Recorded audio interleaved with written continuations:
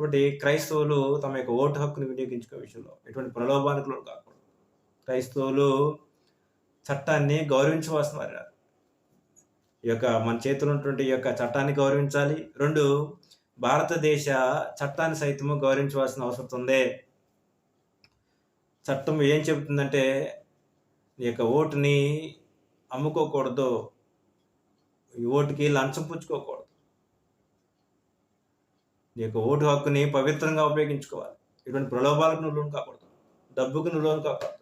మద్యానికి నువ్వు లోను కాకూడదు. వస్తువులకి నీ ఓటుని అమ్ముకోకూడదు. నీ యొక్క ఓటుని ఎలా వినియోగించుకోవాలంటే పవిత్రంగా వినియోగించుకోవాలి. భారతదేశ చట్ట ప్రకారము చట్టాన్ని గౌరవిస్తూ, చట్టానికి లోబడుతూ నీ ఓటు హక్కుని ఏం చేయాలంటే వినియోగించుకోవాల్సిన అవసరం ఉంది. దీని పరిస్థితులు ఏంటంటే లోకంలో ఓటుకి నోటులు తీసుకుని ఉన్నారు. ఓటుకి మద్యాన్ని తీసుకుని ఉన్నారు.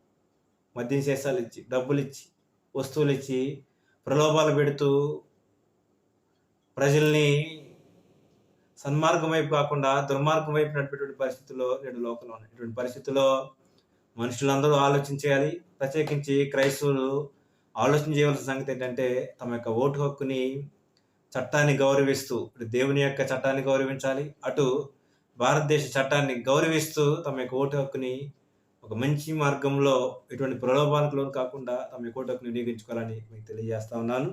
కాబట్టి నీ ఓటు విషయంలో నీ హృదయంలో భావన ఎలా ఉంది? ఓటు హక్కు విషయంలో నీ యొక్క హృదయంలో భావన ఎలా ఉంది అని మనం ఆలోచన చేసినప్పుడు, ఒకటి దేవుడు రాజ్యాలను ఏలుబడి చేసేవాడు.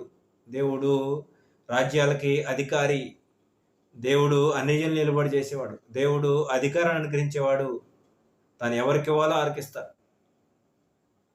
ఇది మనుషులందరూ తెలుసుకోవాల్సిన సత్యము అనే విషయాన్ని మొట్టమొదటిగా మనం ఆలోచన చేశాం. దేవుడు సమస్త రాజ్యాన్ని నిలబడి చేసేవాడని. 2 ఈ అధికారం ఇచ్చే దేవునికి, ఈ అధికారం ఇచ్చేటువంటి దేవునికి మనం ఏం చేయాలంటే ప్రార్థన చేయాలి. క్రైస్తవులుగా మన యొక్క భద్రతను కోరి, క్రైస్తవుల క్షేమాన్ని కోరి మనం ఏం చేయాలంటే ప్రార్థన చేయాలి.